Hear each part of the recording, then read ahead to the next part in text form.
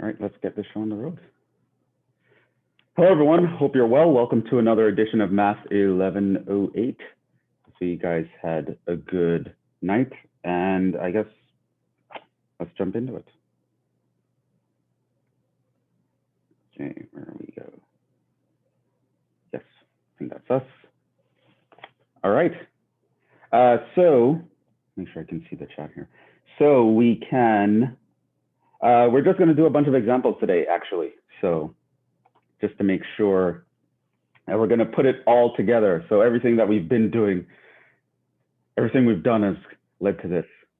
So that's what we're going to start out with word problems. We are going to develop linear programming problems from those word problems. And then we're going to solve those word problems, which on a test, this is going to be a whole question. It's like it's going to be a question by itself. So maybe let's move these guys out of the way first. Yeah, so I'm not sure how long this is going to take. It depends on, I guess, just how well you guys catch on to stuff. But it's never going to take more than this whole lecture, and it might even spill into the next lecture. I don't know. We might do the computer stuff starting like next week, if not on Friday's class. Okay, all right. So let's actually just jump into it.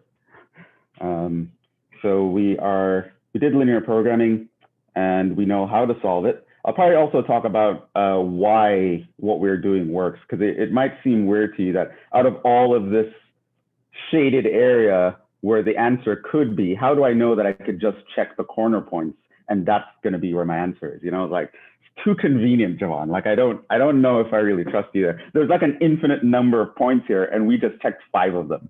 Like there's no way that we could get away with that. Like I don't really believe you, but I'm not going to give you a full proof, but I am going to kind of explain why that is the case and why you can actually trust this process. But until then, let's actually just go through a process, make sure that everyone's kind of comfortable.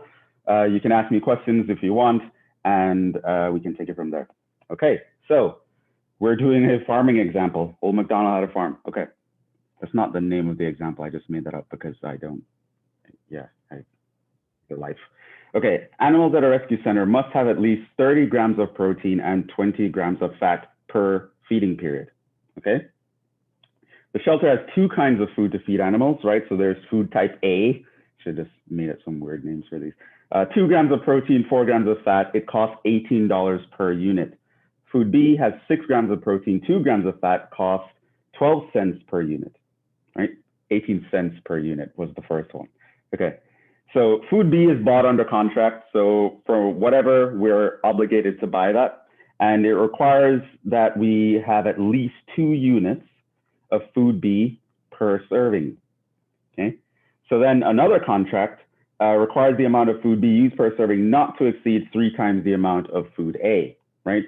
So we're under contract to serve at least 2 units of food B. Now food B is the cheaper one. We probably want to serve all of food B, but then, you know, PETA comes in and be like, why are you serving these animals the cheaper food, right? So no, you can't serve more than 3 times this, right? Give them the good quality food. Okay, I'm like, all right, okay. So I have contract that I have to do a certain amount of food B, and then I can't let that amount of food B exceed food A by a certain amount. So here are some restrictions on how I can set up the diets of the animals in my shelter. Okay.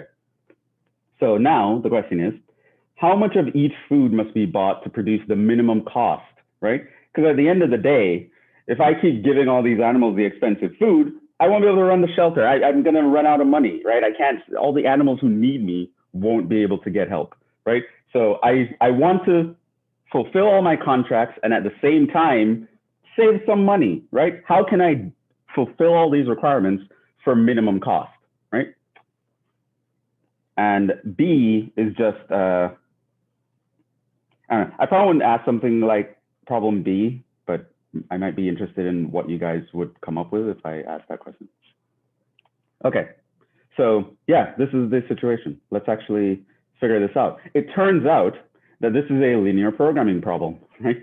Which I don't know, if you weren't in this class, if reading this, you would know that, but it is, right? So someone who has a problem like this, has a linear programming problem. And let's see how that actually comes to be. So what do we have here? So let's talk about each of the things that we can get. So what are the important macronutrients here? We have protein and fat. So they're just two, right? So we have undo whatever just happened. No, redo whatever just happened. Okay. So we have protein, we have fats.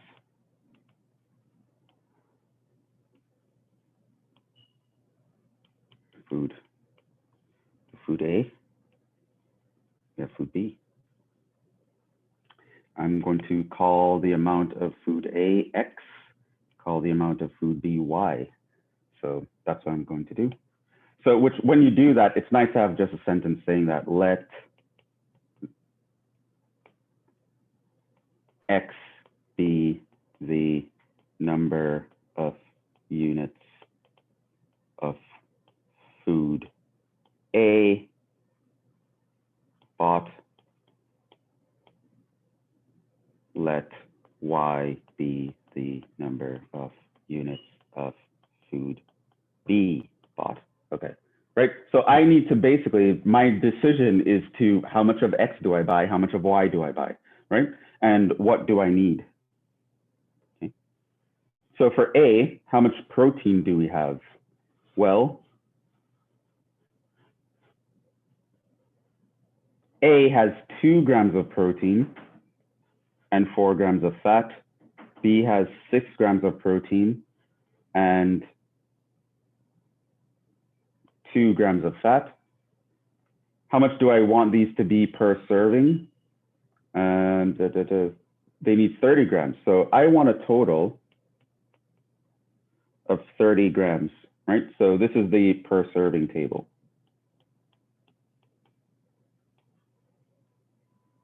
And I need 20 grams of fat. So that. Okay. So food B is bought under contract, at least 2 units of food B per serving. Okay. So here's what we want. We want to minimize cost, i.e. minimize Z equal, I'm just Z for cost.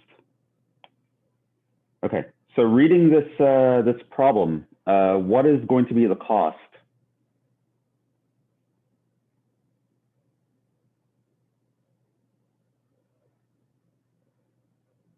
What cost am I trying to minimize here? The cost per unit.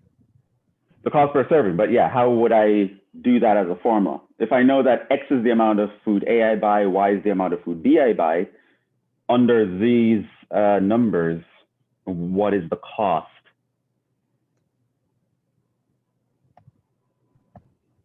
$0.18 plus 0.18 X plus 0.12 Y. Yep.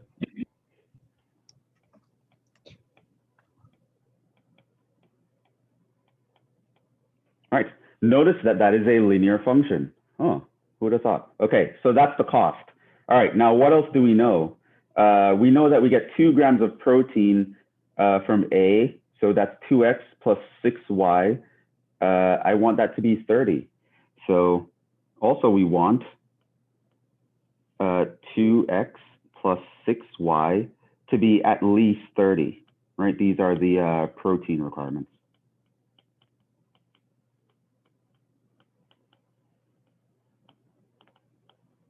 Right? That's what we're told. The animals must have at least 30. At least means greater than or equal to.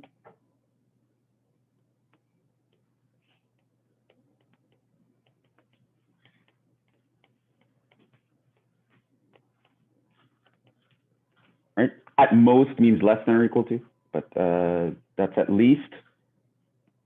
Okay, so this is the amount of protein I will get from A and B combined. I need that to be at least 30. Okay, now what else do I have? How much fat do I get? 4x and 2y.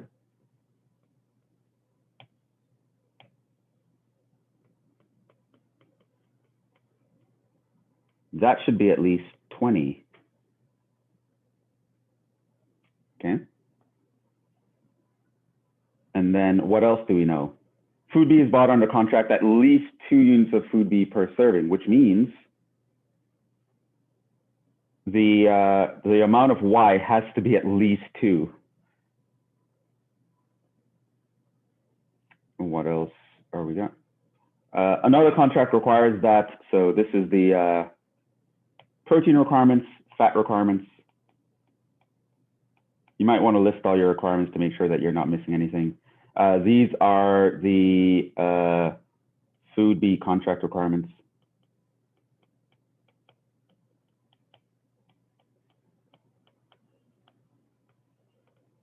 What other requirements do we have?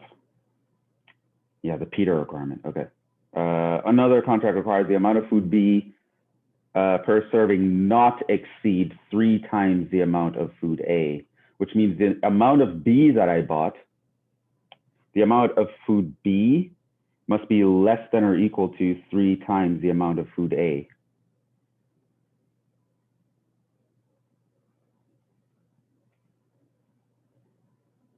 And that's it.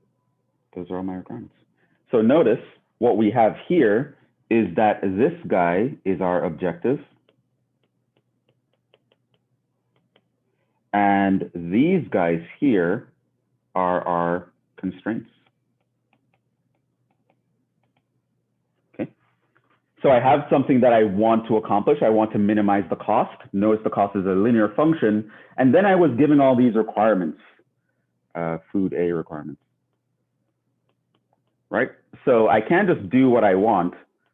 I have to feed these animals a certain amount of a certain kind of diet, right? And that diet has these restrictions on it, right? They need at least 30 grams of protein, at least 20 grams of fat. I have to serve at least 2 units of food B, and the amount of food B I serve cannot exceed 3 times the amount of food A, so it has to be less than or equal to the amount of food, 3 times the amount of food A. So notice that I have something that I want to optimize, make as good as possible, in the sense that I want to make it as small as possible, and I have certain restrictions that I have to obey while doing this. The thing I want to optimize is a linear function. The restrictions that I have are linear inequalities. This is a linear programming problem. Okay, so yeah, now we can go about solving the programming problem. So remember how we solve this. Step 1 is find feasible region.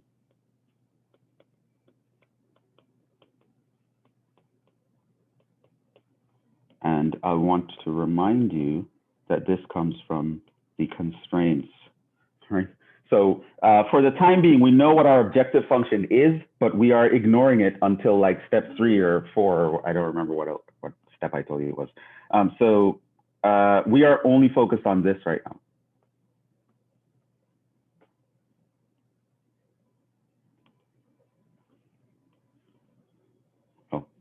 There are some more. Of course, x greater than or equal to 0, y greater than or equal to 0. These guys are called non-negativity requirements, but you can just write them in.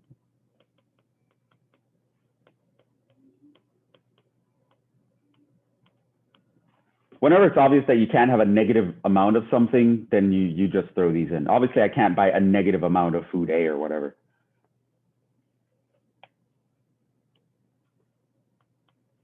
Okay, so let's go with the first one.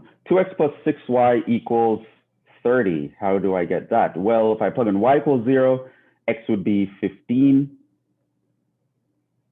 And if I plug in x equals 0, my y would be 5. Okay, so this goes through 5 and 15.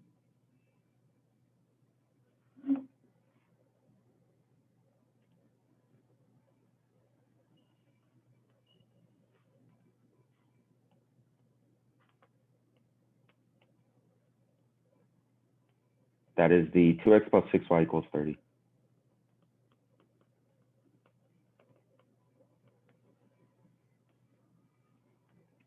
Okay, what else do we have here?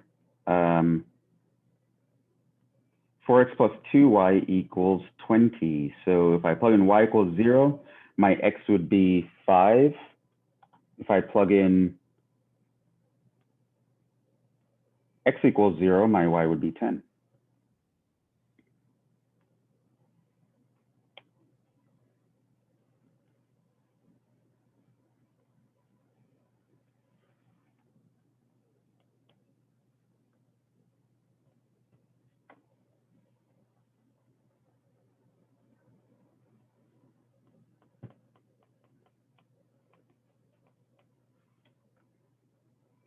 Then I have y is greater than or equal to 2. So now, if I want to figure out where would that come in, it's probably good that I know what this part is here, because I want to know if the 2 would be above or below that. Now, there are a couple ways you can actually do this. You can actually solve that system, which we probably would have to do anyway. But another one is you can actually plug in into one of these equations, right? So for example, if I were to plug in y equals 2, note, if I think we're going to have to solve it anyway. Let's just solve it.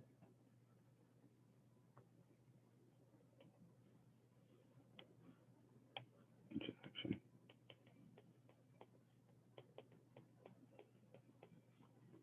So we have 4x plus 2y equals 20. We have 2x plus 6y equals 30.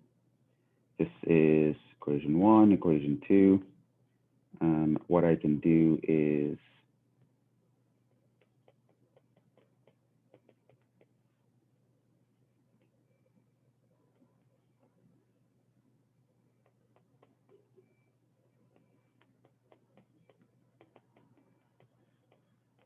equation 2, multiply that by minus 2 to give me equation 3.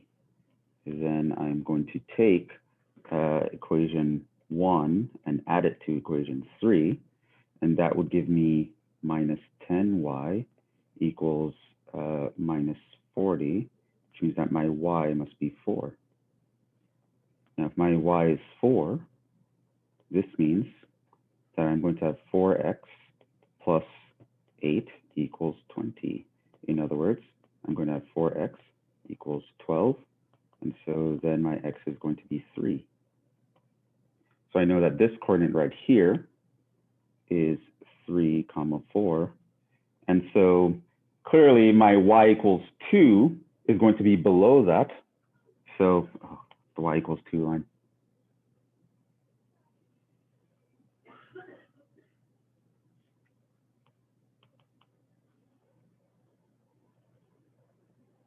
Because the y value at that intersection is 4. So the y value of 2 should be below.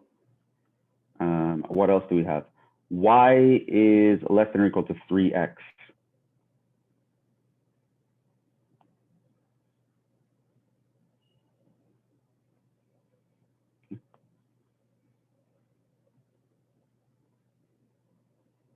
Now, let's see. Where would that intersect? If y equals 2, that would intersect our x.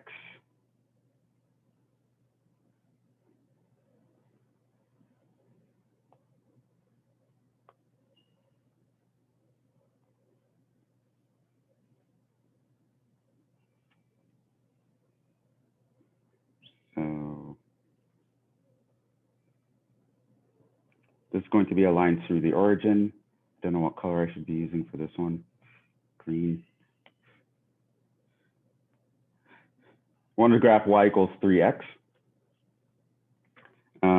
But I want to make sure that I know where it's intersecting which of these guys.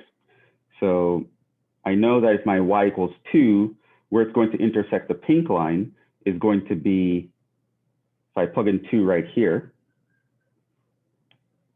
it'll intersect the pink line at 2/3, which is less than 1.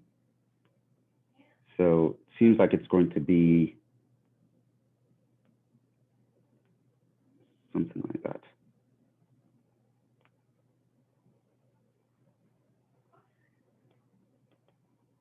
Y equals 3x. Okay, now what do I want? I want to be above the 2x plus 6y. So I want to be above this line. I want to be above the 4x plus 2y. I want to be above this line. I want to be that way. I want to be above the 2. So I want to be on top of this one. So I'm not even going to look below. And I want to be y is less than. So I want to be below this one. And so that gives us this feasible region here.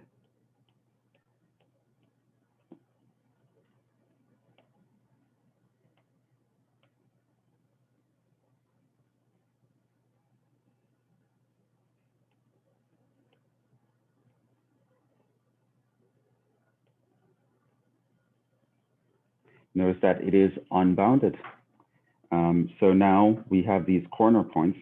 I'm going to care about this one, this one.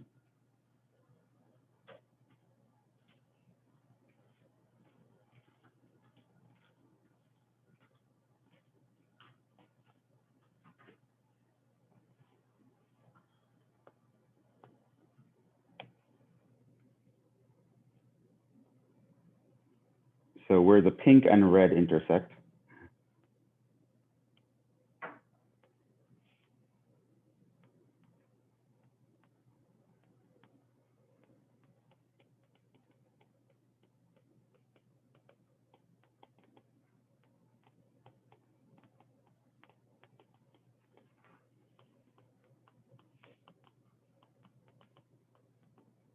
just plugging in y equals 2 into this.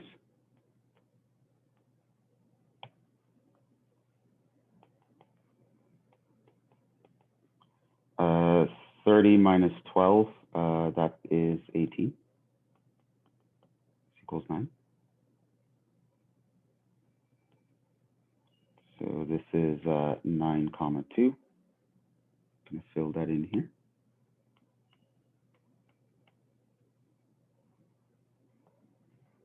And then I want the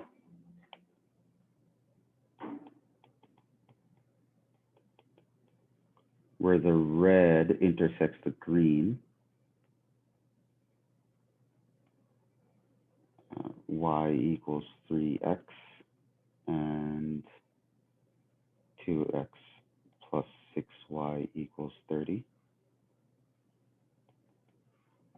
And I can plug this in here. So I'd have 2x plus 18x equals 30. This means that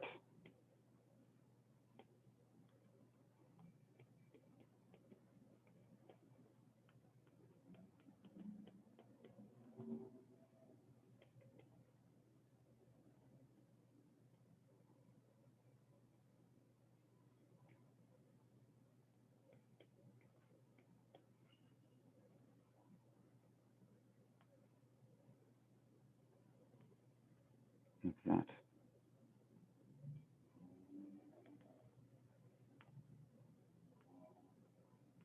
So actually this is kind of like me doing step 2 here.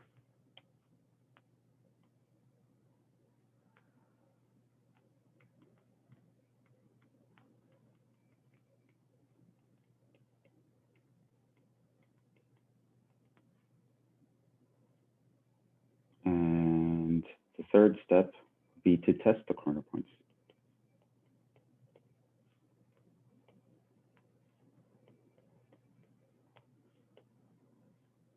Probably should zoom in first.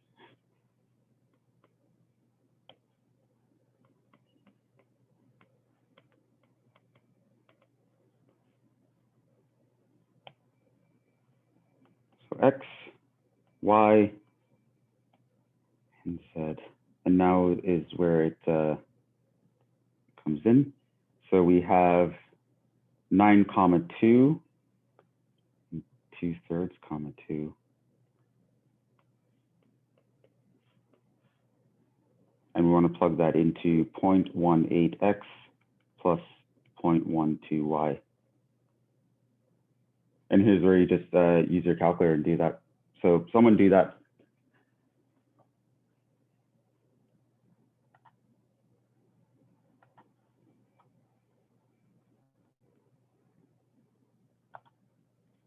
Let me know what the answer is.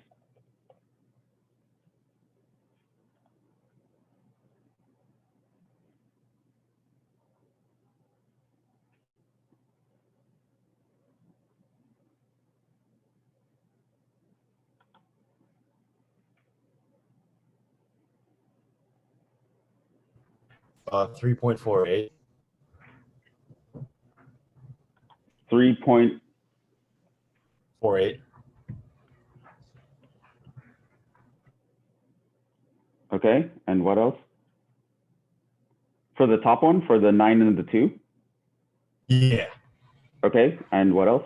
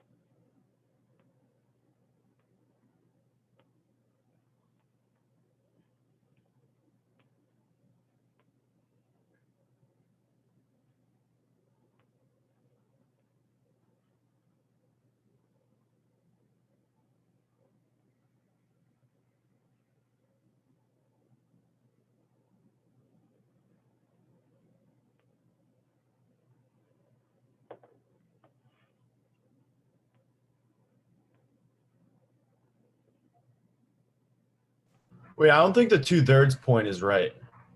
Is it? Yeah, I was just thinking about that because I remember when I did it last night, I got a whole Maybe like number 6? somewhere.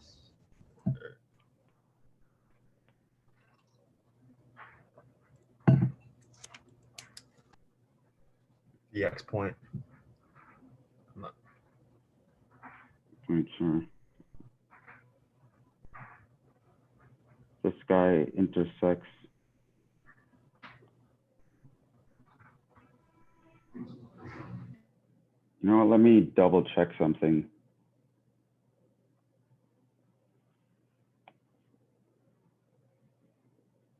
Because yeah, I remember getting a different number last night.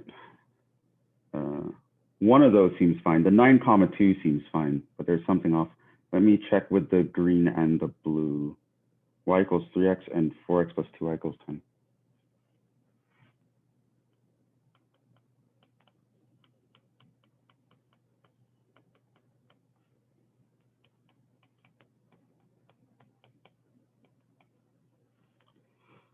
Okay, so if I plug this in here, let's make sure my graph is actually right as well. This would be 4x plus 6x equals 20. Well, that's going to mean x equals 2. And y equals 6.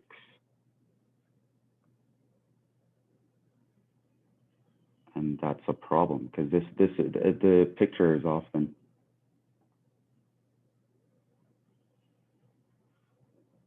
I don't think the 2/3 is wrong, but I think we had the wrong point. Because this actually should intersect the blue line at level 6. So there should be like a level, so that's level 5. We should intersect around level 6, which means we should be crossing this line around here.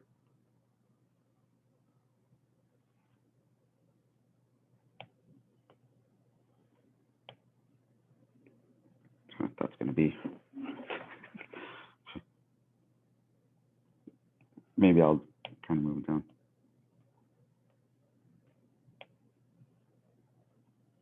Here would be easier.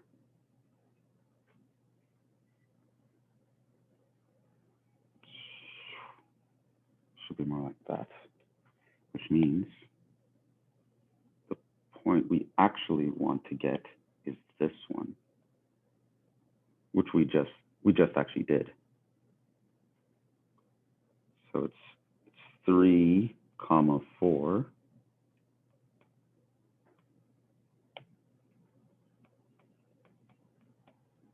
And this one is 2, 6.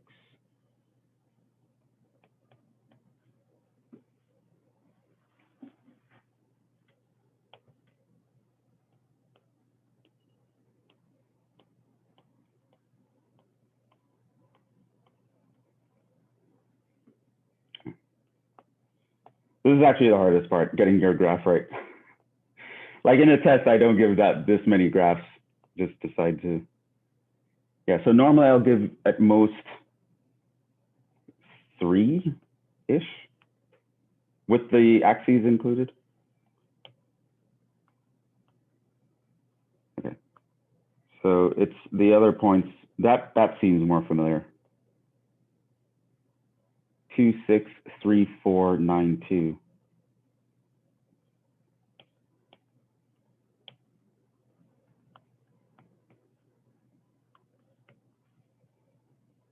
And you got 3.48 for the 9, 2. We can do 3, 4, and 2, 6. Which I don't really have a calculator, and that's gonna be annoying to do on my phone, so I'll let you guys do it.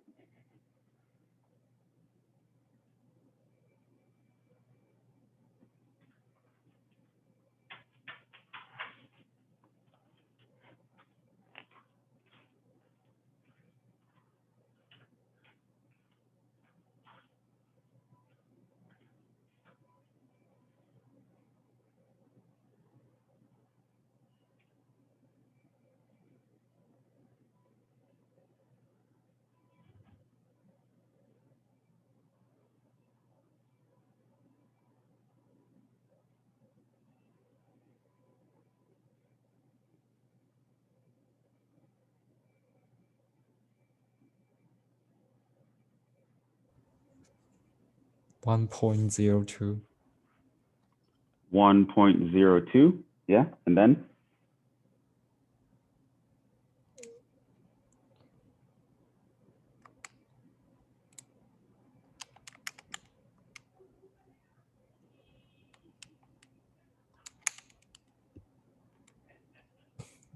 $1.08.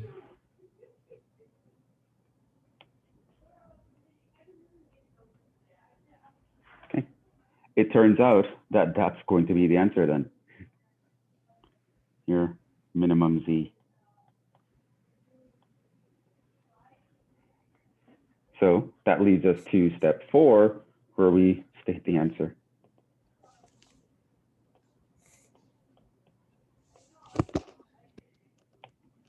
The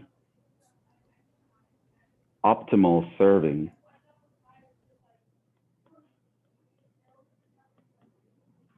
costs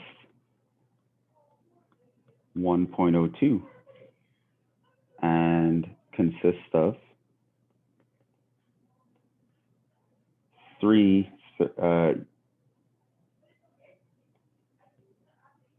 units of food A and 4 units of food B.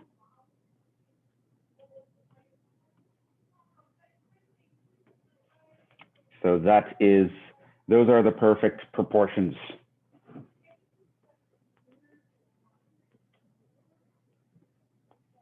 Where we can satisfy all our requirements, feed the animals, cue the Sarah McLachlan music, and we also can save the most amount of money by going with that kind of split.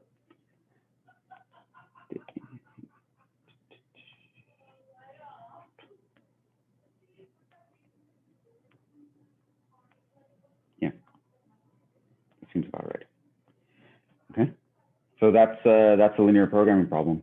Now, let's actually mention, now what I'm going to do is I'm going to leave these guys for you guys to try for next time. Obviously, you can take a screenshot or see the notes. Yeah, so I really want to do these guys rapid fire. I'm still kind of moving very, very slowly. I want you guys to go through the journey with me. But of course, by the time the test comes around, I expect it to be a little bit quicker. I won't put as many equations on it, and I won't make the intersections so annoying. But it's more like once you understand the process is what I care about. I think the pension one is pretty easy in terms of graphs, if I recall. But yeah. So we'll rapid fire do all of those next time. And then on Tuesday, we can start to do the computer stuff. It's going to be exciting. I'm excited about that. Okay, so what I want to do now is just are there any questions about the process or what happened or anything? So like I said, sometimes just putting things in a table is a good way to kind of gather your thoughts, make sure you're paying attention to all the right numbers. So you do that. That kind of helps you figure out some equations. The table actually helped me figure out these two, the first two equations right here. The other two, they were pretty much directly stated as sentences, right? So it says here, B has to be at least 2 servings. So that's like y is at least 2, y is greater than or equal to 2. And then when it says B cannot exceed 3 times food A, that means you do not want y greater than 3 times food A, which means you want it less than or equal to food A, which means you have y is less than or equal to 3. So these guys were pretty much given as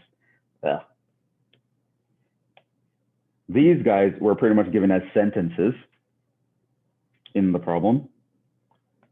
And then the non-negativity requirements, these guys were just because of how reality works. Like you can't buy a negative amount of food. So you know that those would have to be there. And a lot of times you put those in when it just makes sense. You can't actually be negative something. And that's how you'd set those guys up. You would look at what you want to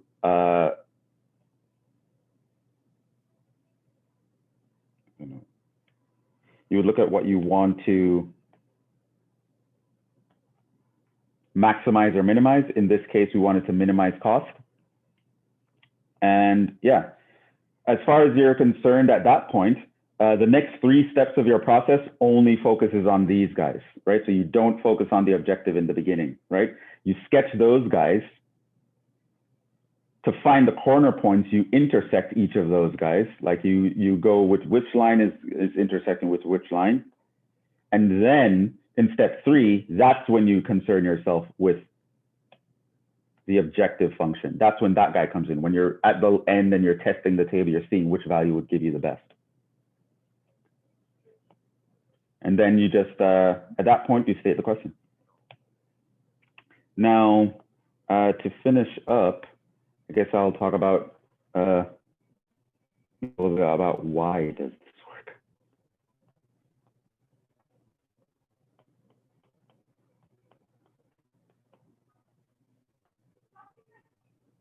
Okay, why is it that doing this is even a thing? Why does it actually work out? Well, here's an illuminating example. Right? I'm not going to prove it in general for you guys, but if I give you an example, I think it'll be kind of clear it up. Let's say I want to say the objective was z equals x plus y, right? And now, what are some values?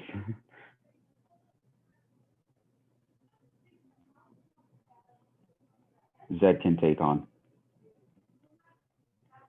Well, almost anything, right? You could have z equals 1, or z equals 3, or z equals -5, or whatever, in which case you would have x plus y equals 1, x plus y equals 3, x plus y equals -5. And what do you notice about all of these guys right here? What would you call those guys?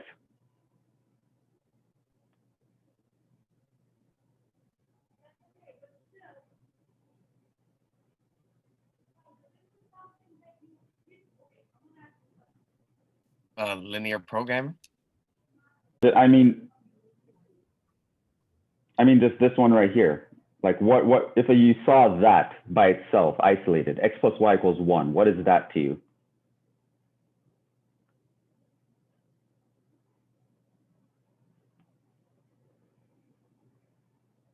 The linear equation. It's just a linear equation. These are essentially, these are just lines is what I'm getting at, right?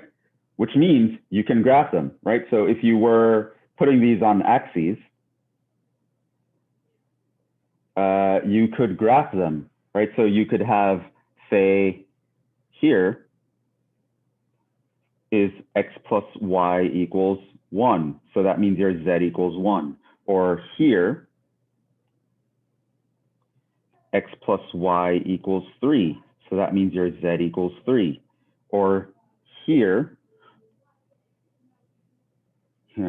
x plus y. So this is at -5. This is at 1. This is at 3. Here is x plus y equals -5. This means your z equals -5, etc. Right? So you can. So really, what these guys are, in fact, they are parallel lines. Every time you have a new value for z, you get a line, and all the lines will have to be parallel because all you're doing is you're changing the constant. You're essentially kind of like changing the y-intercept of the line, right? So now what you notice, so we can tile, so the 2D plane can be looked at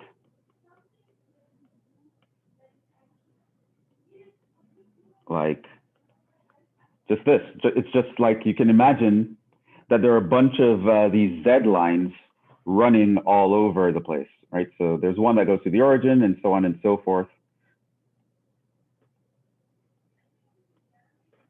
And you can notice that the larger y-intercept means larger z value, right? So the z values are getting large as you just go up, as you climb up these lines, right? So now imagine there was a feasible region in this situation.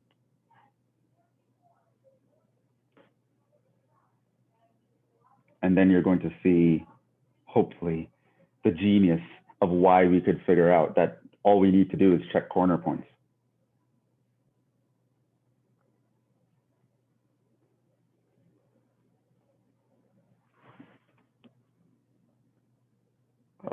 Indeed.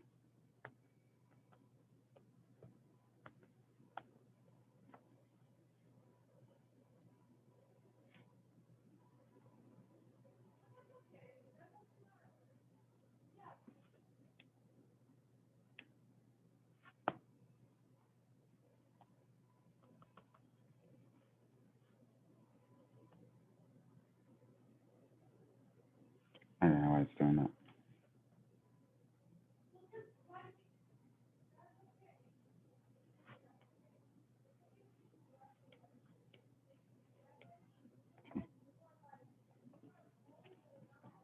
Now, imagine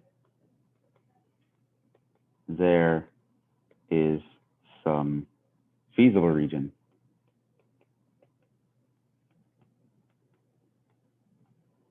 Given, right? So in this scenario, I have like this red blob here.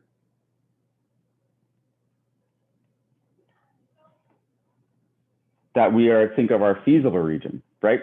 Now, notice that if I picked one of these blue lines that goes through the middle of the feasible region, it's definitely not going to be optimal, right? Because let's say I picked this line right here going through the middle. What you'll notice is that I could make Z bigger by just going up to this line right here. And if I'm there, I could make it bigger by going up to this line right here. And if I'm there, I could make it bigger by going up to this line right here, right? You'll notice that as I move up, I can keep making Z bigger and bigger and bigger. What is the biggest that I could make it? Well, literally when it touches the edge, right? The moment it passes the edge, it's now not in our feasible region anymore, so I'm not allowed to do it, but it gives me the biggest Z value.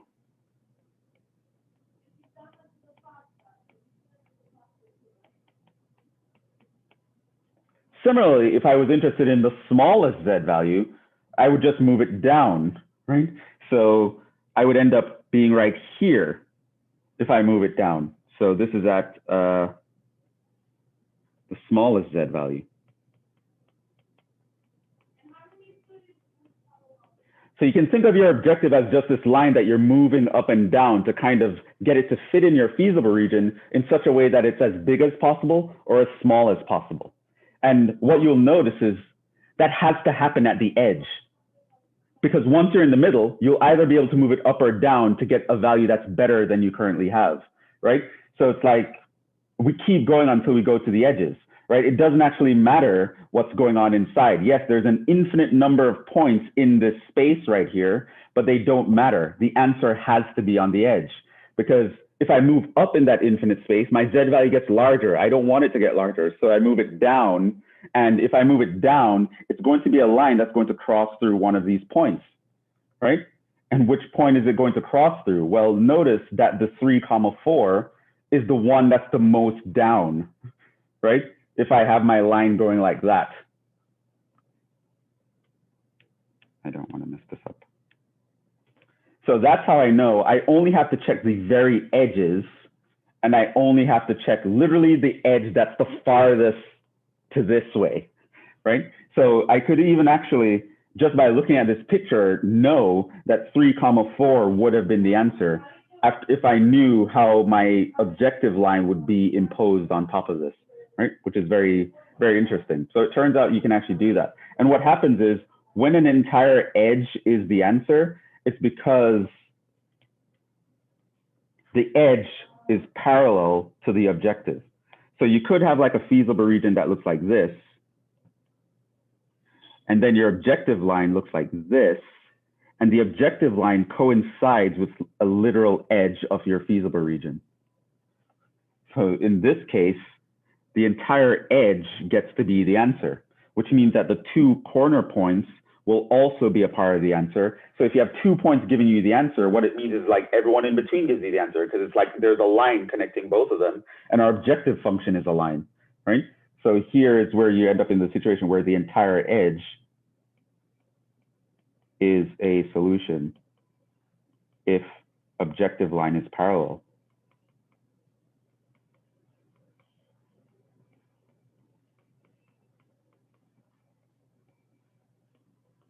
To a constraint.